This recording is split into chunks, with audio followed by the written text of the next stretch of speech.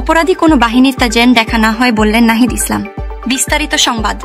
অন্তর্বর্তী সরকার আন্তর্জাতিক অপরাধ ট্রাইব্যুনাল ও অন্যান্য আদালতের কাছে আবেদন জানিয়ে জাতীয় নাগরিক পার্টির এনসিপি আহ্বায়ক নাহিদ ইসলাম বলেছেন যে অপরাধী তাকে যেন আইনের আওতায় আনা হয়, সে কোনো বাহিনীর সেটা যাতে দেখা না হয়।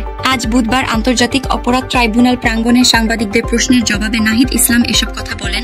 জুলাই গণ অভ্যুত্থানের সময় সংঘটিত মানবতা বিরোধী অপরাধের ঘটনায় ক্ষমতাচ্যুত প্রধানমন্ত্রী শেখ হাসিনা সহ ৩ আসামির বিরুদ্ধে করা মামলায় ৪৭তম সাক্ষী হিসেবে জবানবন্দি দিয়ে বের হয়ে সাংবাদিকদের সঙ্গে কথা বলেন নাহিদ ইসলাম। নাহিদ সাংবাদিকদের বলেন, পুলিশ, সেনাবাহিনী সহ অন্যান্য বাহিনীর যারা জুলাই গণ অভ্যুত্থান সহ গুমের ঘটনায় যুক্ত তাদের বিচারের আওতায় আনতে হবে।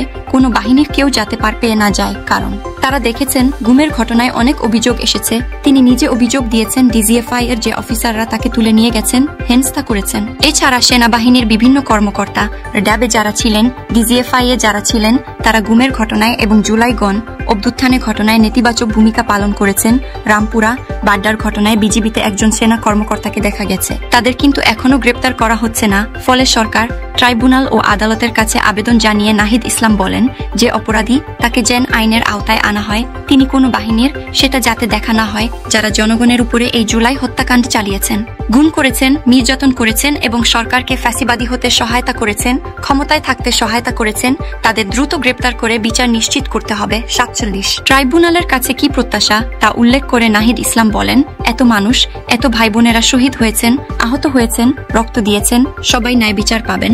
আওয়ামী লীগ, পুলিশ সহ এই হত্যাকাণ্ডের সঙ্গে জড়িত ব্যক্তিরা বিচারের আওতায় আসবেন, তাদের শাস্তি হবে। এই ন্যায় বিচার একটা নিদর্শন হয়ে থাকবে শুধু বাংলাদেশের জন্য নয়, পৃথিবীর জন্য।